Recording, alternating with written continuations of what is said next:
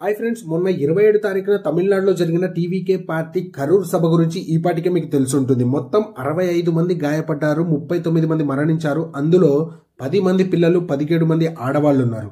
అసలు ఇంత పెద్ద దారుణం జరగడానికి కారణం ఎవరు, ఎలా జరిగింది అని చూస్తే తలపతి విజయ్ గారు తమిళనాడులో ఎంత పెద్ద స్టార్ హీరోనో మనందరికీ తెలుసు. తన పార్టీ అనౌన్స్ చేసినప్పుడు కావచ్చు, రీసెంట్ గా మదురైలో అయిన మానాడు మీటింగ్ కి కావచ్చు, తనని చూడనికే జనం లక్షల్లో వచ్చారు.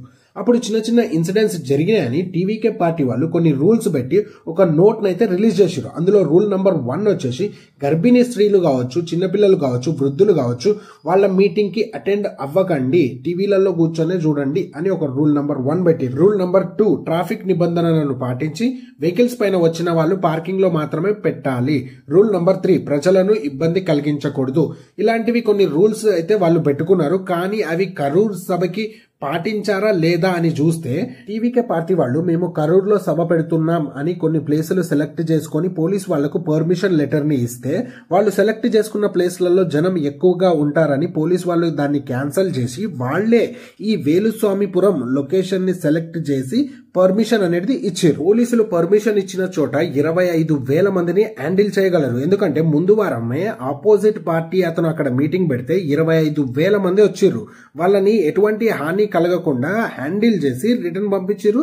సక్సెస్ఫుల్ గా ఆ మీటింగ్ ని కంప్లీట్ చేశారు. వేలుస్వామిపురంలో టీవీకే పార్టీ సభకు విజయ్ గారు 3 లేదా 4 గంటలకు వస్తానని పర్మిషన్ తీసుకున్నారు.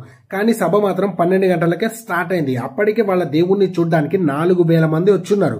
కానీ విజయ్ గారు మాత్రం రాలేదు. 1 అయింది, 2 అయింది, 3 అయింది, అయినా కూడా ఆయన మాత్రం రాలేదు. జనం మాత్రం అతన్ని చూడ్డానికి ఎండలో తిండి కూడా తినకుండా ఎదురు చూస్తూనే ఉన్నారు. మొత్తానికి ఆ సమయం వచ్చింది. తలపతి విజయ్ గారు నమ్మకల్ సభ ముగించుకొని కారూర్ బయలుదేరారు అనే న్యూస్ జనాలకి తెలిసింది.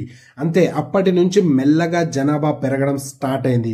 కేవలం అక్కడ ఉన్న జనాభానే కాదు, చుట్టుపక్కల ఉన్న గ్రామాల నుండి ట్రాక్టర్స్, ఆటోస్, బైక్స్ పై రావడం మొదలైంది. సరిగ్గా 6 గంటలకి విజయ్ గారి కాన్వే కారూర్ లోకి ఎంటర్ అయింది. సభ జరిగే ప్రదేశానికి కిలోమీటర్ దూరంలో ఉన్నప్పుడే వేలల్లో జనం అతన్ని చుట్టుముట్టారు. ఇక విజయ్ గారి కాన్వేని ఫాలో అవుతూ వచ్చిన జనాలు ఇక్కడ పొద్దున్నుంచి ఎదురు చూస్తున్న జనాలతో కలిసిపోవడంతో 4,000 ఉన్న జనాలు 28,000కి వెళ్ళిపోయింది. సో అక్కడ 28,000 మంది జనాల్ని కంట్రోల్ చేసే పోలీస్ శాఖ మాత్రం లేకపోయింది. ఇక విజయ్ గారి వ్యాన్ నెమ్మదిగా సభా ప్రాంగణంలోకి వచ్చేసరికి 7:30 అయింది. అప్పుడు తన వ్యాన్ ఎక్కి స్పీచ్ ఇవ్వడం మొదలెట్టిన కొద్దిసేపటికే గందరగోళం స్టార్ట్ అయింది. అసలే పొద్దున్నుంచి అన్నం తినకుండా ఉన్న వాళ్ళల్లో ఓపిక నశించింది. ఇంకొంతమంది అతన్ని చూడ్డానికి వ్యాన్ దగ్గరకు వెళ్లే ప్రయత్నం చేశారు. అప్పుడు గందరగోళం కూడా స్టార్ట్ అయింది అని అంటున్నారు. ఇంకా కొంతమంది అభిమానులు అక్కడున్న చెట్టుని ఎక్కి అతన్ని చూసే ప్రయత్నం చేసినప్పుడు అదే కొమ్మ విరిగి కింద పడడంతో గందరగోళం స్టార్ట్ అయింది అని అంటున్నారు. సో ఇందులో ఏది నిజమో తెలియదు కానీ సభ ముగిసేసరికి 39 మంది ప్రాణాలైతే కోల్పోయారు.